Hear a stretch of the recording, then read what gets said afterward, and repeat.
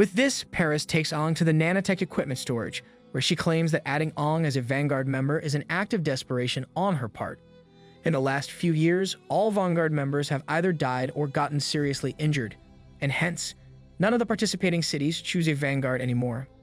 Moreover, just like she said before, she cannot ensure Ong's survival, but what she will do is cooperate with him, and consequently, order him to pick out any of the nano wings in the entire storage to use. Seeing this, Ong happily partakes and begins looking around for a suitable piece. There, Paris is a bit skeptical of Ong.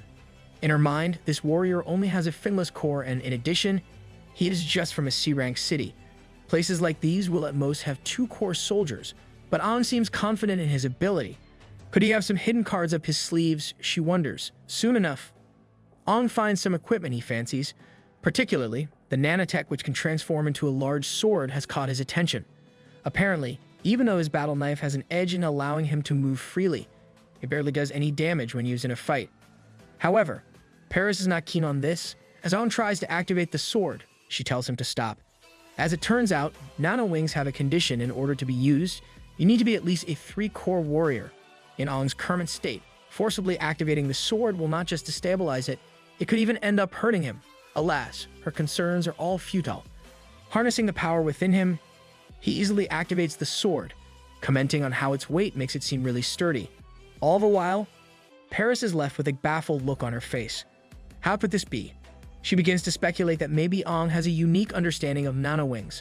She has heard rumors that there are such warriors with high talent that can ignore the criteria from the various nanowings, but this is the first time she has seen this with her own 2 eyes. Regardless, Ong just wants to head out to the training area, wanting to try out this new nanowing weapon on some demons. There, Paris exclaims that despite the area already being flagged, there are still cases of one-fin demons that might appear, and suggests she tag along in case Ong is unable to stand on his own against them. It is revealed that flagging means using the fog dissipating system to dispel the fog and temporarily claim a section of the wilderness outside the city for practice. Nonetheless, Ong tells her it's fine. If it's just a single fin demon, I can handle it. Hearing this response, Paris is pleasantly surprised. She announces that pride and bravery are 2 qualities of a warrior that are rare to come by. Moreover, if her new student has just a fraction of the bravery Ong possesses, it would make her job a whole lot easier. Anyways, with this, the 2 part ways and Ong heads into the wilderness alone. Obviously, there was no way he could let Paris accompany him on this trip, because not only was it a chance for him to test his new weapon, but this was also an opportunity for him to see what kind of ability he had while in his 4-fin form. And so, he makes his way into the flagged area, and moments after his arrival, demons already begin to attack him. Nevertheless, these no-fin demons are barely even a workout for Ong, who easily dodges the attacks and uses his new long sword to slice the foe into 2. But that's not the end. In the blink of an eye, many other demons also appear and gang up on him. However, he just sees this as an opportunity, a chance for him to get heavily familiar with his new weapon. And just like that, he jumps in headfirst and begins going on a rampage. Even without the use of his 4-element powers, he swings his sword repeatedly, hammering and refining his current body's muscle memory. Within the ruins, he goes on a one-sided massacre, leaving only the sound of the demon's cries resounding loudly, and not long after, he deals with the final monster. And so he begins making his way back, thinking about how frail his body is. Although it is significantly stronger than when he first came to this time, he is still not up to par. He cannot get tired just by overexerting his body a little and still be called the strongest after all. All of a sudden, something comes flying his way. As a result, Ong blocks the projectile and turns back, finding that the leaders of this wave have shown themselves. 2 one-fin demons, of wood and fire elements respectively, pop up and begin viewing this human that wandered into their territory as food. Alas, this is a fatal mistake. He isn't afraid of them in the least, rather, he is excited to see them, and in response, the fire demon decides to rush him. And so, Ong counters with a blow of his own. At high speed, he stabs the fire demon in the chest, making him crash into a nearby boulder. Using his new metal element powers, he easily overwhelms the fire demon's element and proclaims that next, I will be using my 4-fin form's abilities. With this, he begins to transform, leaving the wood demon in a complete state of panic. But the show has just begun. Recalling how that purple core demon was able to control the dead, Ong speculates that he, who has absorbed the core's energy, must be able to do the same and orders the fire demon's corpse to arise. And somewhere in the universe, a certain solo-leveling hunter is angry at having his copyright stolen. On the other hand, the wood demon is left unable to believe his own eyes. Meanwhile, back in Pictia City, Paris is left distraught after learning that Ong is still yet to return. In addition, as per the Body Patrol, the recent demonic waves, which have already taken Pether City as a target, have forced them to close the city doors soon as well since the sun is setting. There, Paris demands a report about all the levels of demons that are currently in the area, and the soldier explains that there have been sightings of not only one fin, but even 2 and 3 fin demons. There are even accounts of a 4-fin demon having been spotted, making Paris think that maybe Ong has been devoured by a powerful foe. Nevertheless, she needs to get him back here. She has already submitted the names for the competition, and this will make things complicated for her. And so, she decides to head into the practice area on her own, claiming she will return before the city door closes. With this, she dashes into the forest at full speed, thinking she is the one who's been too lax. The matter of fact is that Ong is still a regular warrior from a C-rank city, and she shouldn't have let him go to the practice area on his own, no matter how much he insisted. As it turns out, just a few years ago, a 5-fin demon was spotted in that area. To her, if Ong dies, she will be ashamed of herself as a 5-core warrior. Not to mention she will feel guilty of failing Helios as well in hopes that he is still alive. All of a sudden, she senses an intense demonic aura coming from the practice area. What's more, there seem to be a lot of demons present as well, and in the blink of an eye, she is able to figure out that the horde not only contains a large number of 1 and 2 fins, but there are even several 3-fin demons present as well. All this leaves her completely baffled, and she thinks about what's going on. This isn't like the usual behavior of the demons, and she is perplexed at why such a large number of 2 and 3-fin demons have banded together. Regardless, she still has to find Ong in all this mess. As she ventures deeper into the forest, she spots the 1-fin wood-type demon from before. This monster seems to be fleeing from something, and upon finding a 5-core warrior, it immediately tries to run away from her. Alas, its resistance is met with a swift kick from Paris, who crushes the demon's skull with a fierce kick. However, she is still skeptical about the situation. To her, something feels off. Still, she needs to dispose of all these demons before the city door closes, commenting on how her time seems to be a little tight. There, she also notes that the demons are behaving strangely, almost like corpses. Their bodies are rife with the scent of death, and their only goal is to advance towards their foe. But all of that doesn't matter. As long as they are demons, they all have to die, she proclaims. As a result, she unsheaths her weapon and unleashes her secret arts, bringing down a huge chunk of the enemy force in a single blow. Despite this, they just keep on coming from behind. Suddenly, Ong sneaks up behind her as well, asking what she is doing here. However, this action catches Paris off guard, and she, on reflex, swings her sword at him, thinking he's a foe. Nonetheless, Ong is able to dodge her slash with ease and tries to calm her down, telling her to look at who she is attacking more carefully. Seeing him here, Paris asks if he is alright, but realizes something difficult to comprehend. Ong actually managed to block her sweeping slash. That slash just now was reflexive, and hence, it had immense power and speed, but Ong was able to shake it off. Isn't this kid from the C-rank Helios City? She questions. Even if he was a 4-fin warrior, he would have had to use his core's energy to stop such a strike. Anyway, Ong just apologizes for being late. Apparently, he just wanted to try out some new moves and lost track of time, and Paris accepts his apology. More importantly, they have to eliminate all these demons and head back before the sun sets completely. She also adds that there are several 3-fin demons in the horde and suggests he stay behind her for his own good. But she clearly doesn't know who she is talking to. Ong steps forth, telling her, "Don't worry, they are all dead." And so, with a snap of his fingers, all the demons hit the floor. Obviously, Paris is left speechless after witnessing such a scene and grabs Ong by the collar, questioning how he has such a powerful ability even though his core is obviously red and strength-based. However, Ong is not willing to share his secret. To him, he and Paris are just collaborating as partners, and he doesn't need to explain things to her. But he does tell her that he has the ability to control the dead demon, although only slightly. As per him, it is usual for a warrior like him to keep quiet about his abilities so they can be used as a hidden card in this apocalyptic world. On the other hand, Paris is still stunned. Controlling dead demons is a rare ability, even among 5-core warriors like her. But still, she decides to drop the subject for now. As such, she reveals that they will be making their way to the city of Breaking Dawn soon, and Ong couldn't be more excited to hear this. For him, the earlier they reach, the better, since he still has to get rid of the crystal problem Helios City will have in the near future. "Let's go tomorrow," he happily suggests, and with this, the two warriors begin heading back. On the way, Paris appears to be looking forward to Ong's performance in the upcoming demon hunting competition. Alas, being preoccupied with returning to the city, Paris failed to notice something. According to the reports that eventually came, the entire practice battlefield was completely destroyed by an unknown power. Regardless, the next day, the Pictia team heads out and eventually reaches their destination. There, Ong is left captivated as a wave of nostalgia hits him. Even though he knew from the environment and the terrain he saw coming here, he was still amazed to see Breaking Dawn City, the same place he used to manage in his former life.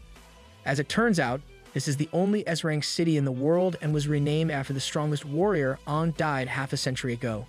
Moreover, it looks way more majestic than it did in the past. Ong thought it would take him a long time to return to this place, but then, all of a sudden, he remembers something. Now that he is here, does it mean he can meet the six of them? As it turns out, in his past life, Ong brought together the strongest team, his six strongest subordinates, also known as the Six Talents.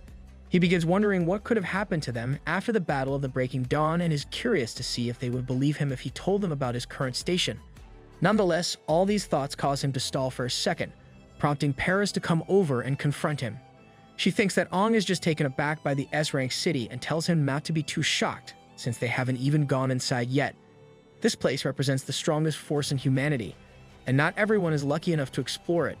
There, Ong thinks that, being a 5-core warrior and all, Paris is sure to have some useful information and hence asks her about what happened to the Six Talents after the Battle of the Breaking Dawn. Hearing his question, Paris is a bit stumped. Claiming that the question is strange, she asks if Ong is talking about the new or the old Six Talents. But to him, this is what doesn't make sense. To his knowledge, the Six Talents refer to the group that the strongest warrior Ong led. Suddenly, just as Ong utters these words, Paris forces him to shut up, asking if he is an idiot or if he is just pretending to be one. According to her, it is common knowledge that the new Six Talents do not like hearing of the old talents, and warns Ong to not say such insolence inside the city. In addition, she explains that the dynasties have changed and the former king is no longer the king. As of now, the strongest warrior is referred to as the new king and the strongest Ong is talking about is called the old king. All this is new information to Ong, but still, he doesn't care about any of it and is just interested in the old Six Talents. Hearing this, Paris gets enraged and grabs him by the collar, lashing out at him. However, the rest of her team tells her to relax, and as a result, Paris lets Ong go. Despite this, she warns Ong to never mention the old king or the old Six Talents inside the city. It might be the case that Ong and his talents are still deserving of respect, but that isn't the case in all other cities. Even the old king's selfless sacrifice is not acknowledged by anyone in this S-rank city. With this, she just tells him to hurry up and enter the city, reminding him to keep what she told him in mind. On the other hand, after hearing this, Ong is left baffled. With this, the group begins heading inside. On the way, Ong is still pondering over Paris' words, wondering what the hell happened after my death. The reason he went into the stele of the ancient king alone was to find the secret of the demons. As it is explained, the stele of the ancient king happened in the year 3069 when 6 steles descended from the sky. The 6 different types of cores began pouring out of these steles, and that was the origin of the demons. No one knows what the stele hides, and as of now, only Ong was able to discover the secret that the steles of the ancient king contain an 8-finned demon. Was everything I did meaningless? Did I not die as a hero? He wonders. Regardless, he finally takes his first step into this S-rank city and is left immediately taken aback. You see, this place is not accurately described by the word city. Within it are many independent areas and various types of architecture. It even has forests, lakes, seas, and mountain ranges. Basically, it can be called a self-sustaining independent realm. Moreover, it is divided into 7 zones. The 6 major zones are managed by the 6 talents, whereas the king resides in the middle of the central zone. But even though the infrastructure has changed significantly, Ong still finds it nostalgic, commenting on how even the air feels familiar. There, he also finds the old statue erected in his honor but finds it to be in a desecrated state. As such, Paris explains that though this was carved by the people as a sign of respect, the city has now decided to take this statue down and replace it with an even bigger statue of the new king. In addition, she also reveals that right below the statue is a member of the old Six Talents she was talking about earlier. This woman is Lina, the strongest six-core recovery warrior. Seeing her here, Ong is left stunned. However, all of a sudden, some guards show up and smack the flowers Lina is holding. The guards fuss at her, telling her she cannot remain here. Of course, Ong thinks that Lina, who used to be famous for her bad temper, is going to knock some sense into the patrol soldiers, but is left perplexed after seeing her act timid. Not only that, the guards keep on cursing at her. As it turns out, they blame Ong's cocky attitude for humanity living so passively right now, and they call this statue a piece of garbage, something that should be disposed of immediately. But Lina cannot bear to listen any longer. Out of rage, she slaps at the guard. As a result, the guard gets pissed off and jumps in to attack Lina. Nevertheless, at that moment, Ong jumps in and stops him in his tracks, menacingly questioning, "How dare you?" Obviously, the rest of the guards don't really take kindly to their comrade being threatened with a weapon, and hence, they summon their weapons as well, ordering Ong to drop his sword or else they will shoot. However, Ong isn't really keen on this idea. To him, the morals and actions of these so-called guards are no different than those of hunting teams from outside the city. He devises to punish them all for their actions, but suddenly, Paris chimes in. Getting in the way between both parties, she exclaims this is all a misunderstanding. She clarifies that they are here to participate in the demon hunting competition and asks if the guards really want to get into a conflict with participants from another city. In addition, she also tells Ong to lower his weapon, reminding him that he is currently a representative of Pictia as well.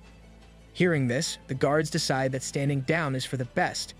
As such, the guard once again scolds them and angrily storms off. As they leave, the older Lina asks if this young man knows her, and although he really wants to, Ong cannot tell her the real truth. If he just comes out and reveals everything, this will only end up causing more trouble for Lina. Nonetheless, Paris chimes in, announcing that this brat is also named Ong, asks this isn't what Ong wants, and he tries to actually play it off, stating that he just happens to coincidentally share the same name as the old king. On the other hand, Lina is left in shock upon hearing this, but soon pulls her hood down and scurries off, expressing how that is truly a name that causes a lot of headaches. Listening to this rude remark, Paris tries to defend Ong, telling Lina that she should at least thank him for helping her, but Ong interrupts, telling Paris to leave it be and not disturb her anymore.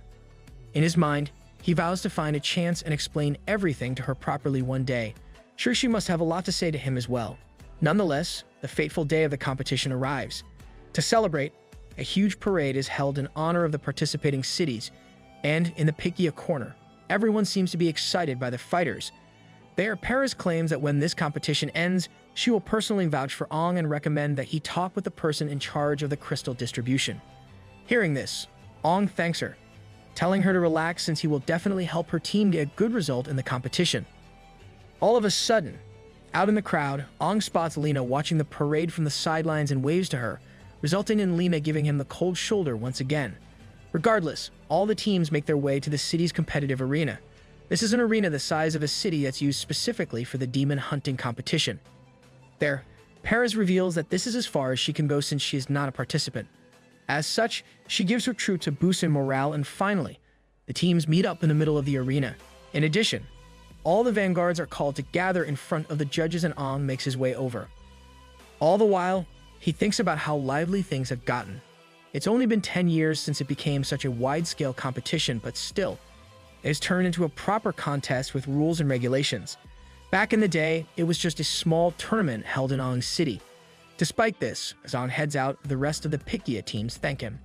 They state that they are all relying on him to gather some good information and promise to always remember the sacrifice he is about to make. They even want to shake his hand for the one last time, but Ong tells them all to not worry. In the first place, it isn't a surety he will die, right? To him, it is painfully clear all the other members know how dangerous the Vanguard role is, and he finds the way they are treating him is similar to how they would send someone to their death. He even notices how their faces are downcast. With this, all the Vanguard members gather in the arena, and the host gives them a pep talk, hyping them up for their dangerous mission. She explains that their mission is to enter the depths of the competition arena and collect all kinds of information and clues about the demons for their teams. However, she warns them to be careful and take care of their own safety, because what is lying ahead of them are demons with unknown levels. But it doesn't look like Ong is paying any attention at all. He is just absorbing his surroundings and has come to notice that all participating members are 2 core warriors. To him, this means that the competition is a method to select warriors with high potential and select the best warriors for the new generations. What's more, Paris is aware that his current level has surpassed a 2 fin demon's level, and as long as she keeps quiet, there's no chance anyone will figure out his true power. All of a sudden, they reveal that someone is here to greet the vanguards. This man is supposed to be the highest ranked judge of the competition and one of the 6 greatest warriors, dubbed humanity's strongest regenerative and support soldier. And so, a handsome man walks into the arena. Seeing him come out, the crowd goes wild with cheers as the man is introduced as the double 6 core warrior Dylan Fun, one of the new 6 talents. The entire arena erupts into cheers for him. However, Ong is more focused on the dual core Dylan possesses. This idea was still in its theoretical stages in his previous life, but now it seems to be able to be utilized. As per him, a dual core indicates twice the strength, and if the synchronization rate is high enough, it can even show an incomprehensible amount of power. Ong explains that a warrior's abilities stem from the energy provided by the demonic core. The higher the synchronization rate a warrior has with their core, the more they can utilize the power hidden deep within the core. But for a higher synchronization rate, the user's body will have to tolerate significantly more demonic energy. That is also why there are some warriors with low synchronizations or even weak bodies who can match with their cores. Back then, humanity was limited by their technology that could only utilize a single core in the equipment, but it looks like the new 6 have not only better tech, they are much stronger than before as well. As Dylan walks into the arena, all the Vanguard members, along with the host, immediately bow in front of him, thanking him for gracing them with his presence. However, Ong remains defiant. Thinking about what happened to the older 6 talents makes me angry with him. So I'm not going to bow to him, he proclaims. There, Dylan compliments all the Vanguard members for their bravery and courage, despite knowing the dangers of this role. Hence, he promises to reward this bravery and claims he will give everyone a fine coffee as a souvenir after the competition ends. Meanwhile, one of the Vanguards asks Ong why he isn't bowing and is being disrespectful, but Ong makes up an excuse about his waist hurting. On the other hand, it doesn't look like Dylan is angry about it and just gives him a wink, making Ong cringe at his flirtatious smile. Regardless, the show must go on.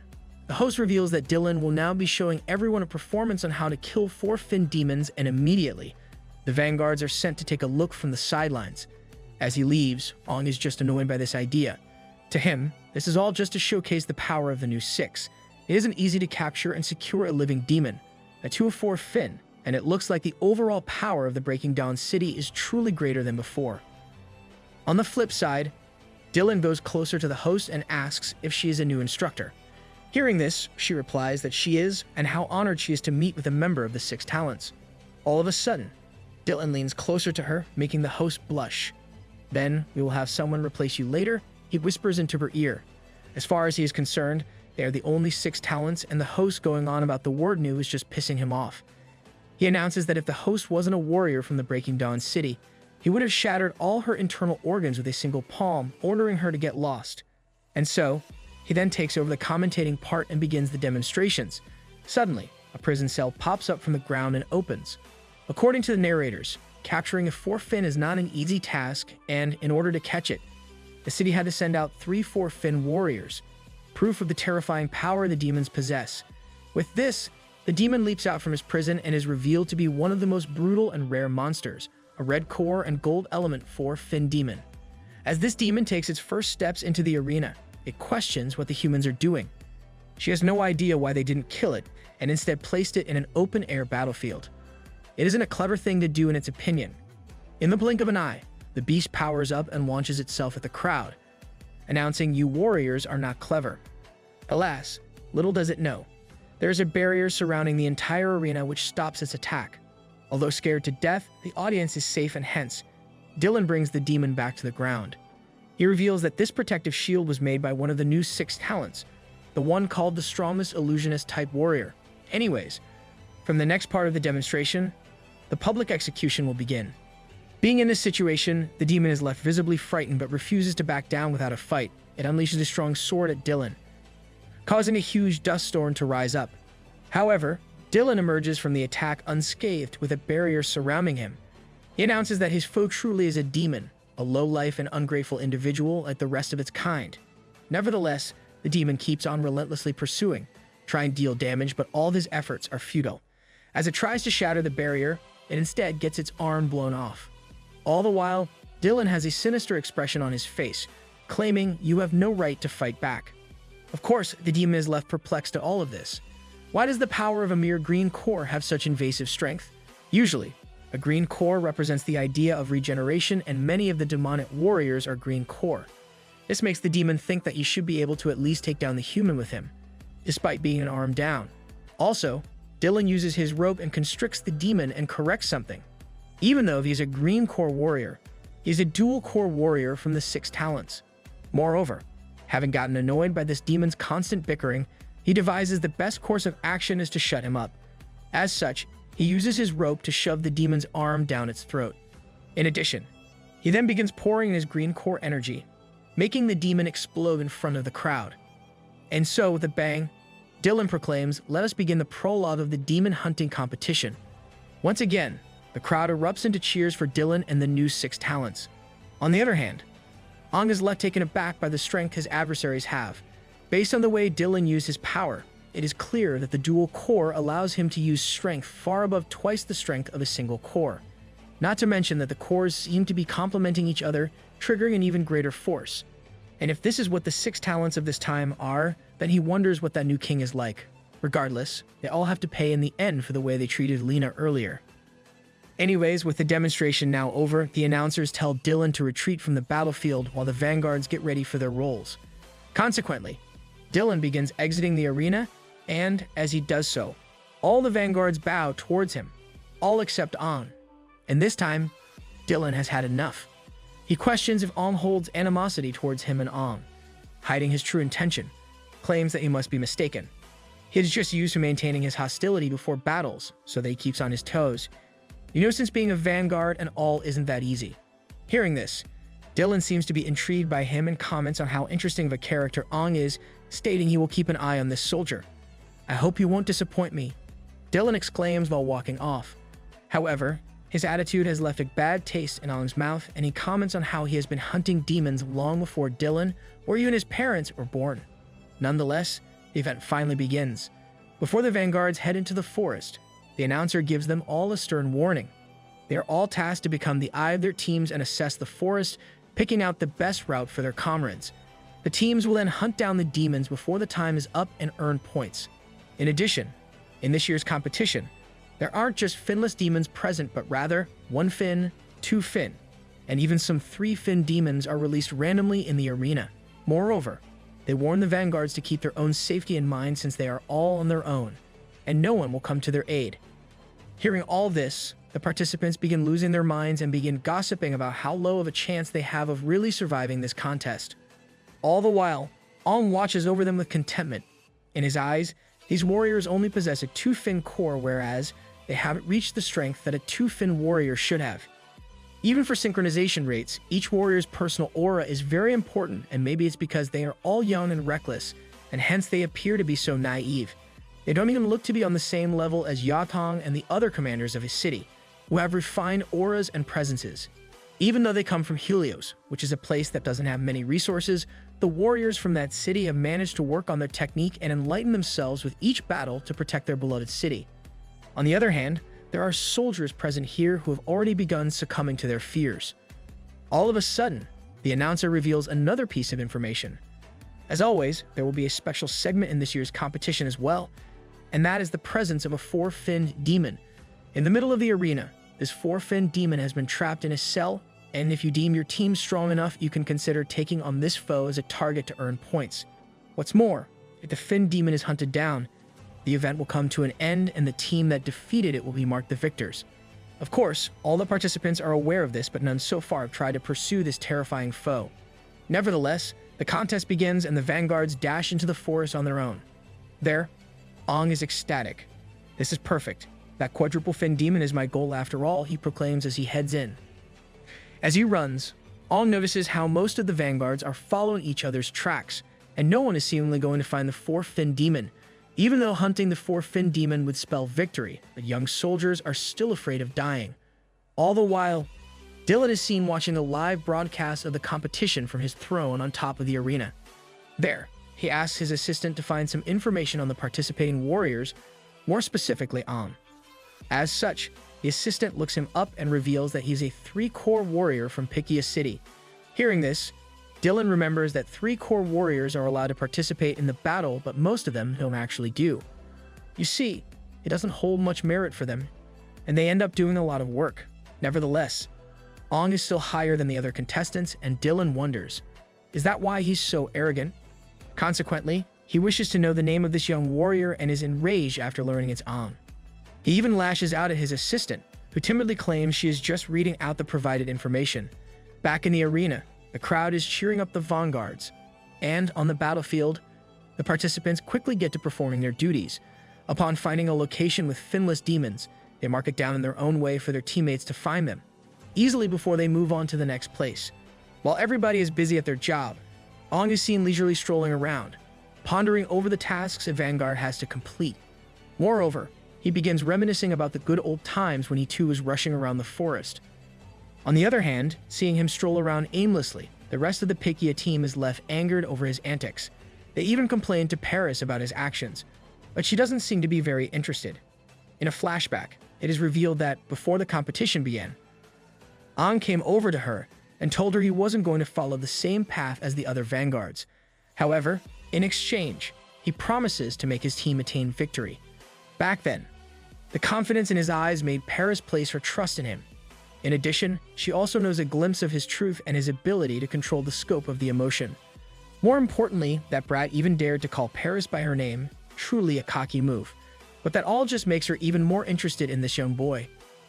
Regardless, in the arena, the vanguards are doing all they can to find all the demons.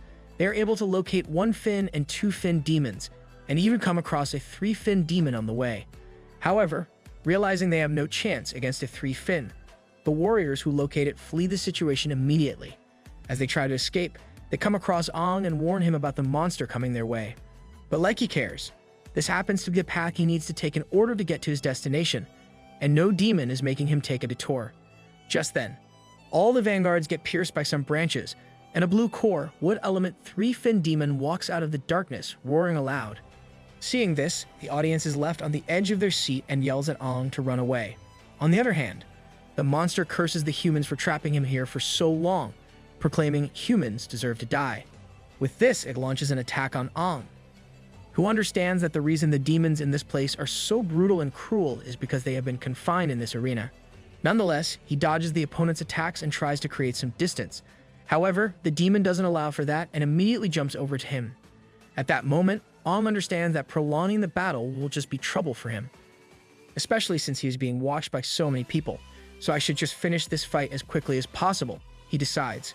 Consequently, he charges headfirst towards the demon, who tries to launch a counter. Alas, just in the nick of time, Ong dodges the strike and locates the enemy's core. What's more, in the span of 1 second, he uses his new nano-wing sword to pierce into the demon's body, reinforcing his weapon with the gold element and killing the 3-fin demon.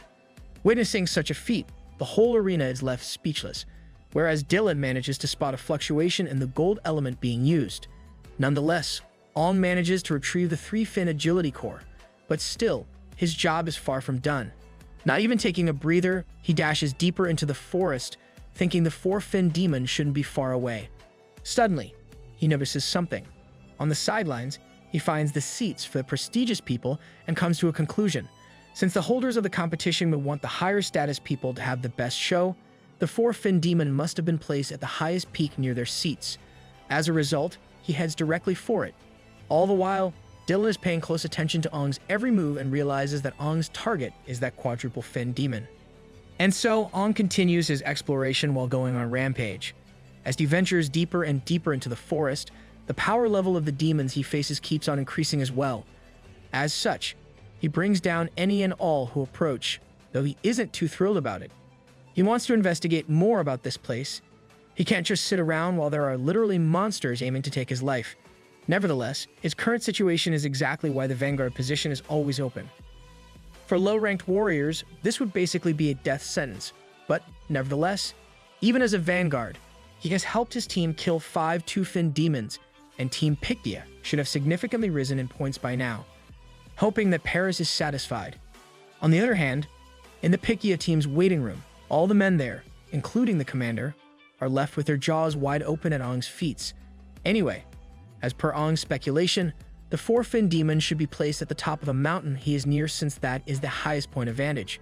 Moreover, the person sitting right at the top of the audience box is none other than Dylan, who is watching the competition unfold with great intrigue. Dylan wonders if Team Pictia's target is the 4-fin demon and questions if this plan was devised by the group leader or Ong himself. Nonetheless, Ong continues moving forward, so much so that even the commentators catch on that his target is the 4-fin demon. Back in the waiting room, the rest of the Pictia team is seen to be distressed. With their current strength, there is no way they can defeat a 4-fin demon, and they question if this is Paris' decision.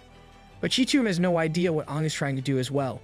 She is painfully aware that her team is no match for such a foe. Soon, Ong locates the 4-fin's cell and begins to look around. Seeing this, the announcer thinks that maybe he will now devise a plan and leave. As per them, as long as Ong is able to safely return to his team, they will be the first ones to set off. Alas, they'll understand our boy. Without a moment of hesitation, Ong, all by himself, opens the demon's seal, telling the 4-fin to get out of here. Witnessing this, Dylan gets excited to no end. He is intrigued by Ong's antics and wonders if he is aiming to win the entire contest, just as a Vanguard member. Even the audience and the commentators go crazy, witnessing history being made, and the arena erupts into cheers for Team Pictia. Meanwhile, Paris is left shell-shocked. Obviously, the rest of the team proclaims Ong is sure to die in front of such a beast, but Paris knows his power. Nevertheless, even with his corpse controlling power, a 4-fin demon isn't an easy opponent, commenting on how even she, a 5-core warrior, would have to use all her strength in order to face it. Ong, are you sure you can win? She wonders. Back on the battlefield, the 4-fin demon leaves the cell, happy it has been let out at last. In addition, seeing as there is only a lone human warrior standing before it, it decides to start off with him and immediately moves in for an attack. In response, Ong tries to defend himself by erecting a mud wall using his sword. Alas, a simple mud wall is not able to withstand the opponent's attack, and it simply passes through. The demon, after closing the distance, prepares for a frontal assault, telling Ong to just die and be rolled into pieces. But the world ain't all sunshine and rainbows. All of a sudden, out of nowhere, the ground beneath them rips open, and a demon pops out, stopping the 4-fin's attack. There, Ong reveals that he isn't alone, and rather, he has 2 allies to help him out. Dylan, watching this all unfold, notices that these 2 demons are the 2 fins Ong just defeated earlier. Meanwhile, the demons combine their strength and blast the 4-fin away. At that moment, the foe smells the scent of death of its kind and realizes that Ong can control corpses. Originally, this was only a skill that belonged to demons, but he didn't really have the time, nor the mood, to explain things. In addition to the fin, Paris and the rest of the arena are also left baffled at his unique ability. Nonetheless, the show must go on. Ong orders his minions to go and attack, and in response, the 4-fin also prepares to face them, confident that it won't be losing to corpses. However, in the blink of an eye, Dylan jumps down from the sky, landing directly on the 4-fin and crushing it into smithereens by the impact of his fall. Seeing this, Ong is left taken aback but barely has time to process things. Upon his sudden arrival, Dylan reveals that his curiosity has gotten the better of him. He is really intrigued by Ong's abilities and straight up proclaims, "I would like to have a match with you." As per him, he has never seen an ability like controlling demon corpses and proclaims that Ong is strong enough to be able to defeat a quadruple fin demon. As such, he wants to be the one to test out his true strength instead. With this, he unleashes a powerful attack, so much so that even Ong is affected by the pressure. Seeing him suddenly jump into the middle of the battlefield, the announcers and the crowd go crazy. The crowd wonders if this newbie will be able to stand on his own against a new talent member. Meanwhile, the rest of the team Pictia is left perplexed. They question Paris about what is going on. Of course, Paris is just as distressed as the rest of them and proclaims that everything has gone down the drain now. Inside the team, Ong wonders what Dylan is planning. Although he says he wants to test out Ong's strength, the intense bloodlust and hostility, he is hiding say otherwise. Seeing Ong still unwavering, Dylan is happy to see him not get startled and compliments him, remarking he looks very experienced in comparison to the other young warriors here. In response, Ong makes up some lies about how he has received more training than the others and how, due to the unique ability he was born with, his instructor was especially harsh on him and trained him very strictly. He even begins to boast, claiming maybe that is why he is so much stronger than his peers, or maybe it's just the fact he is a genius. In his mind, he reveals that he can just make up any story he wants since it's not like Dylan has any way of verifying whatever nonsense he spouts. Hearing this, Dylan begins to chuckle. His excitement is triggered even more, and since that is the case, he wants to see Ong use all of his strength to show how truly powerful he is. Consequently, he dashes to attack Ong, who is able to dodge. Nonetheless, Ong remarks on how the stones flung from the clash feel as though they are bullets, evidence of the speed and strength his opponent possesses. He claims that if he didn't have his guard up the whole time, there was no way he could have been able to dodge that strike. And at least to him, it looks like things are going to get serious.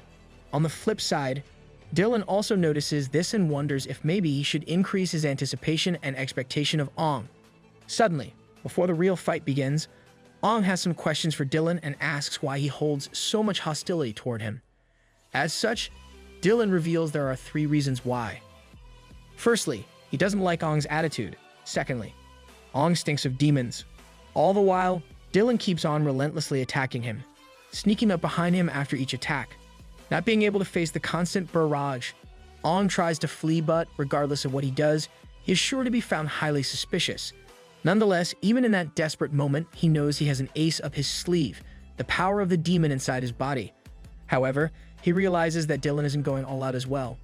He is definitely not using over 50% of his true power, and Ong remarks at how he hasn't felt such an oppressive tension from a difference in strength since facing off against that octuplet-fin demon all that time ago.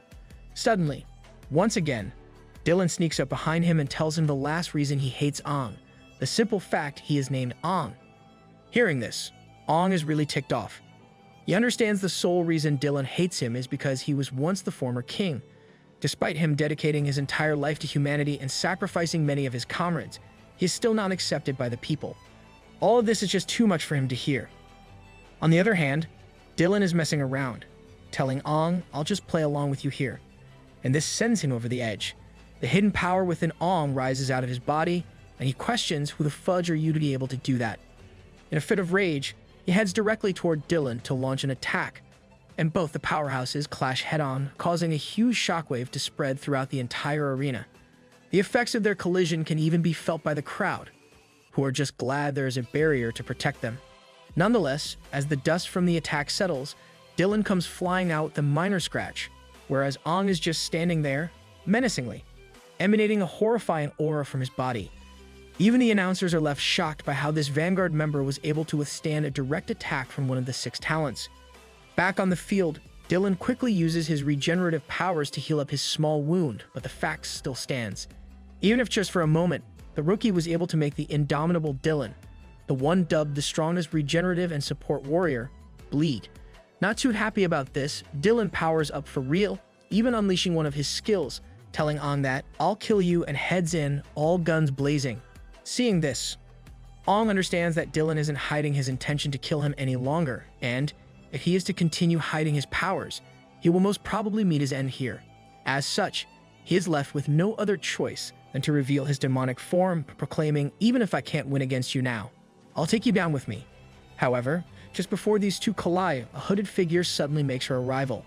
She jumps down in between the two, and a shield appears out of thin air, stopping Dylan's skill. Witnessing this, Dylan asks why she intervened, claiming this wasn't a smart move on her part. And, in response, as the dust settles down, Lena, one of the old 6 talents, reveals her identity, expressing how, even though Dylan isn't too fond of him, she likes this young boy quite a bit. There, Ong looks at Lena's figure, wondering if she used her green core to forcefully regenerate her body into its peak form. I mean, it sure looks like it from his angle. However, Dylan is not too happy about her intervention. He asks if Lena has forgotten she isn't allowed to wear her battle uniform or if she is trying to challenge the decision made by their king. But Lena claims that Dylan is just spouting nonsense. She has just been barred from taking part in any programs related to hunting demons and is allowed to wear her battle uniform anytime she wants. Moreover, she asks what would happen if this was her only set of clothes. Would the great six talents prefer her to roam around in the nude? I don't know, but I certainly would. Seeing this side of her, Ong reminisces about how Lena is still as straightforward and honest as before. Even back in the past, she was always the liveliest out of the six talents. In his previous life, Ong was the one standing in front of her, and he never imagined a time would come when the tables would have been turned. Also, Lena alone is not enough to make Dylan back down. Even though he respects her as a warrior from the past, he doesn't intend to let her save face in this situation. However, it looks like Lena has come prepared. She asks what Dylan will do then, commenting on how it isn't good for the Six Talents' reputation if one of the members goes around having conflicts in front of the public. In addition, she claims that Ong is the child of an acquaintance she knows Dylan has already done more than enough to test his capabilities. What's more, she even questions Dylan's intention, suggesting that if he continues, there might be some other motives behind his test. Hearing all this, Dylan gets pissed off, announcing that you are truly a bunch of people that make me sick.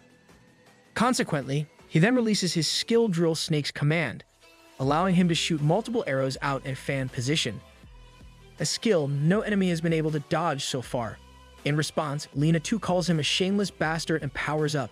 However, in the blink of an eye, Ong steps forth, and using his nano-wing long sword, blocks the arrows. There, Lena sees the figure of her former king in this child and is left astounded. Nevertheless, Ong's efforts end up futile. Although he managed to parry the first wave of arrows, the subsequent shots soon arrive their way as well. As a result, Lena tells Ong to get back and jumps in instead, but this is exactly what Ong wanted to avoid. The reason he could go forward was so Lena didn't need to attack, because with her personality, when she gets serious, there are sure to be casualties. And so, Lena charges headfirst towards her new generation counterpart. On the other hand, Dylan too gets serious. He proclaims that he will need to use all his strength in order to fight Lena and unleashes yet another skill to face her. Nonetheless, Ong will not allow for that to happen. Just before they both collide, he loudly starts thanking Dylan. He announces that the great warrior Dylan, despite being so busy, took out some time to teach the younger generation some of his battle experience and profusely thanks him. Luckily for him, his tactic works. This causes the two Six Talents to stall, and his voice reaches the crowd. Because of this, the audience realizes that they are probably asking for too much. A fight between the Six Talents would be equivalent to a war breaking out, and they just assume this was an act for bettering the next line of warriors. Just like that, the crowd begins singing praises of the great hero who helped foster the younger warriors. Back on the battlefield, Dylan is taken aback by this tactic. "Clever," he exclaims. Now that things have turned out like this, he won't be able to attack Ong.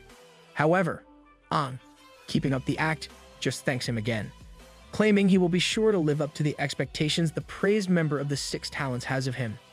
In his mind, he is just grateful this method of killing with flattery worked on Dylan. Regardless, Lena is left in a bad mood. She claims she is no longer in the mood to fight and takes her leave from the arena, whereas Dylan, forced to end the battle, tells the crowd that Ong has passed his test. With this, Team Pictiet is deemed as the victors of the competition, and in the team's waiting room, they are left flabbergasted at this newfound win. Later that day, the news of this super rookie's appearance spread like wildfire. It even pops up on the news, where they sing praises of Ong and how he single-handedly won the contest by himself. Back in the waiting room, Ong is complimented by all his teammates, who were just doubting him a second ago. But I guess a big shiny trophy really does change how people view you. Even Paris is delighted to no end, excited about all the rewards she will be able to claim thanks to Ong's spectacular performance.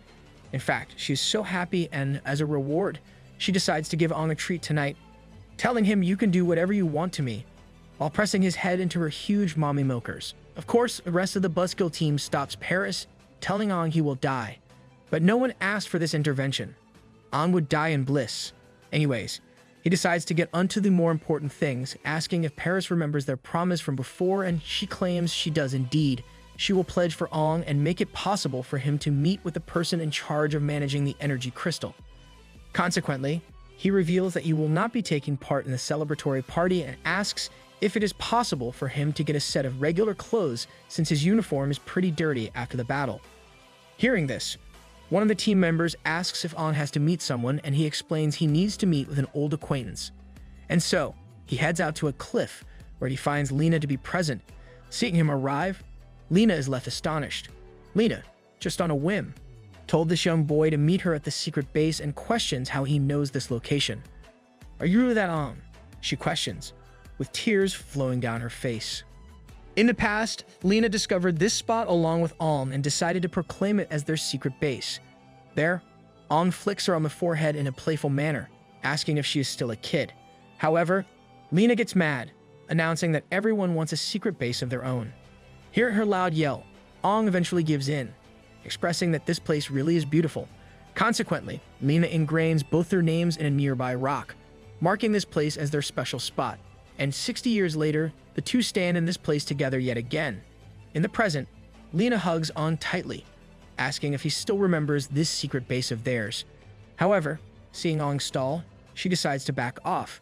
She apologizes, claiming she mistook him for a former acquaintance and revealing, "You feel very similar to a very dear friend of mine." Nevertheless, she then begins scolding this young warrior, explaining he was acting too recklessly during the contest. If she didn't jump in at the right time, Dylan would have for sure taken his life. As such, she deems her debt to be repaid for the help she got under the square bit. All of a sudden, Ong speaks up. He calls out to her and flicks her on the forehead, and in the same way as before, asks if she is still a kid going on about secret bases and all. "Yes, it's me. I'm back," he announces, glad to see Lena is still alive and doing well. Hearing this, she immediately breaks down into tears and hugs him, asking where he has been all this time. And so, the two share a heart-touching moment together, reuniting after 60 years. Nevertheless, Ong also decides to tell Lena what is going on, revealing to her that he has been reincarnated. He even mentions the presence of an octuplet fin demon in the steel of the ancient king. Of course, Lena is skeptical at first upon hearing. As far as she knew, 7 fin demons are the highest rank a demon can be.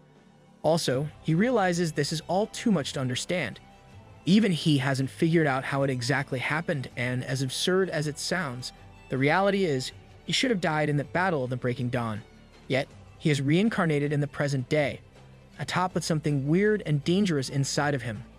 Regardless, Lena is still glad that he is still alive, no matter what the circumstances.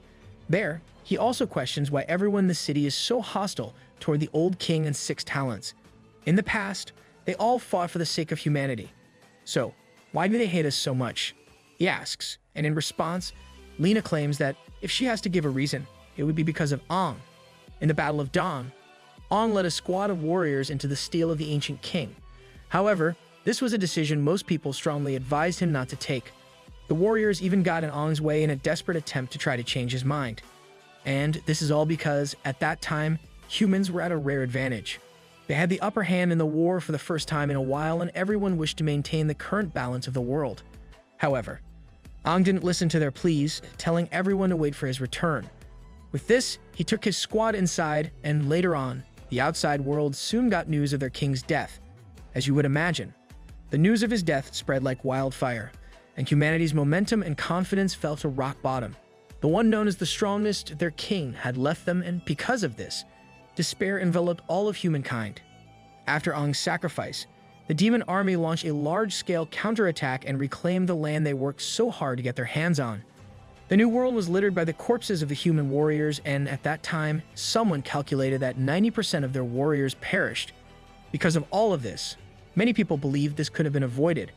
If Ong had listened back then and hadn't entered the steel of the ancient king so rashly, the number of survivors of the war would have been much greater. After this tragedy, with the flow of time, the new 6 kings and the new king slowly appeared. In addition, these people were a part of the faction which opposed Ong's decision, and that is why people now hate the old king. What's more, even the old 6 talents were targeted by the hatred of people because they were seen as Ong's supporters. Ultimately, their titles as warriors were revoked. Learning all of this, Ong is unable to believe his own ears. "My past decisions caused so many deaths," he wonders while devastated. Nevertheless, it has been many years since this, and Lena has already become accustomed to it. All of this is in the past, and it no longer matters who was right back then, and she is just delighted that the miracle Ong is still standing with her. However, Ong is still not satisfied. In his eyes, he did everything just to get rid of the demons. That is why he entered the steel of the ancient king. He did it for the sake of humanity. He just didn't want their descendants to suffer the same fate at the hands of the demons that they did. Seeing this, Lena tries to comfort him but reveals that he cannot blame the people either, Since most of the masses couldn't accept what had happened, as the king, he naturally became the target of their blame. With this, Ong calms down and asks what happened to the rest of the 6 talents. As a result, Lena explains that following the death of Ong, 3 of the talents lost their lives in battle and only 3 of them remained. From them, the yellow core member became heavily injured and decided to resign and went into seclusion somewhere, just like Lena was planning on doing. On the other hand, the last surviving member, the blue core talent named Desha, revolted against the new king. However, for his insolence, he was thrown into a dungeon, awaiting death after having his limbs broken. Hearing this, Ong falls into a fit of rage and questions why Lena didn't gather their supporters and overthrow the new king. Also, she claims because he is too strong. As it turns out, the new king is the only 777 core warrior, and even the prime Ong wouldn't be able to defeat him. Even the current 6 talents have surpassed the old with their new dual cores. But that doesn't mean they can just let Desha rot inside of a prison. No matter what, they have to get him out, and seeing his desperation, Lena reveals that there might be a way they can help, asking if Ong is aware of the elemental power the demons hold. She reveals that the demons of today don't just have the 6 basic cores, and they have now evolved to 5 different elements as well, hence the reason they aren't as easy to defeat. Hearing this, Ong finally understands that these are the elements he has been collecting, expressing how he only has the earth element missing now. Nevertheless, what does this have to do with warriors? Lena explains that the warriors too have evolved as their enemy got stronger. They are able to combine different types of elemental power together. Hearing this, Ong is taken aback, remarking at how this is the same power he possesses. However, Lena continues, adding that nowadays there isn't just the stark difference between the 4 and 5 core warriors. Instead, when a warrior becomes a 5 core, they'd often try their best to fight for a previous core called the integration core. To obtain this item, they proceed to the Dogora's castle in order to obtain more of that power to combine their elemental powers. And even Ong is aware of this castle. This is the same place he led the toughest battles of humanity, the place referred to as the cemetery of Dogora's castle now. Ever since the Battle of Break Dawn, there have been countless humans buried beneath the battlefield, and one day, someone found a strange type of demon. Unlike anything ever seen before, that unique thing was a 5-fin demon with an integration core. This integration core is a unique core that allows warriors to combine their elemental powers. However, this doesn't mean that everyone is strong enough to utilize it. As of now, only 5 core warriors and above are able to use this integration core, since they need to be able to sustain a ridiculous amount of physical resistance. In turn, Ong asks if he will be able to combine all 5 elements if he gets his hands on this core, but Lena claims that is not possible. All 5 elements have an allelopathic relationship with each other, and you can only combine one. No one has succeeded in combining multiple elements, so, in theory, it is not possible for the human body to withstand more than one element. Even the New Kingdom and the 6 talents are not capable of it. Nevertheless, even this is baffling news to Ong, who exclaims he wasn't able to tell that Dylan had an elemental power. As such, Lena reveals that Dylan was probably holding back. If this was not the case and he went all out, the protective barrier around the audience would have given away, putting the lives of the civilians in danger. Apparently, that guy is ridiculously conscious about his public image, and if he went full power from the start, Ong wouldn't even stand a chance against him. Although she doesn't want to admit it, it is evident that the new leaders of humanity have far surpassed the old king and 6 talents. Not only do they have dual and triple cores, but they also have elemental powers. This is also why Lena was unable to rescue Desha from the dungeon. However, little does she know that Ong already fosters 4 different elements within himself, thinking it must be because of the 8-fin demon inside him. Nonetheless, Lena is correct. The reality is that Ong is far weaker than the new talents, and he thinks, as a warrior, I can't keep relying on that demon's strength. If he wants to save Desha, he will have to get stronger. And so, he devises that his next plan of action is to go to the cemetery of Dogora's castle himself. There, Lena tells him not to, seeing as he isn't even a 5-core warrior yet, and the power difference between a 4 and 5-core warrior is significant. But Ong doesn't listen, announcing, I believe I can break through past those restrictions myself. Therefore, he parted ways with Lena and heads to meet with Paris, inviting her out on short notice. As it turns out, Ong was to deal with the Helios energy crisis as soon as possible and leave. All of a sudden, as they walk around, they hear some familiar voices, and as Ong turns to confirm what he hears is true, he finds his team right in front of him. Not only that, but his team also notices Ong's presence and is left shell-shocked upon seeing him. There, they all congratulate Ang on making it out alive from that dangerous situation. Lena explains that they originally went to Brian's city but got here to watch the competition with the city's instructor. Apparently, Liu was keeping an ear on any information on An, but they took the wrong lead and instead ventured here. In addition, Yao Tong has also resolved the issue with the energy crystal. All the while, Paris watches them from behind and decides to take her leave. As she walks off, Yao Tong thanks her for taking care of his subordinate, but Paris reveals that Pictia and she are the ones who have been in Ang's care. What's more, Lina and Sui Jiyu tell Ang to go and have a small talk with Liu. As per him, ever since Ang left, she has been unable to eat anything and has been extremely gloomy. Sui Jiyu has even taken pictures of her in this state, revealing how it looks as if her spirit has left her body. As a result, he heads over to Liu announcing, "I'm here to report for duty." Hearing this, Liu is incredibly relieved and tells him to not leave the team on his own like that going forward. And so, the group begins with their usual high-energy chatter. Suddenly, Lena is seen watching over them, all from a dark alley, commenting on how they are just like how we were all those years ago.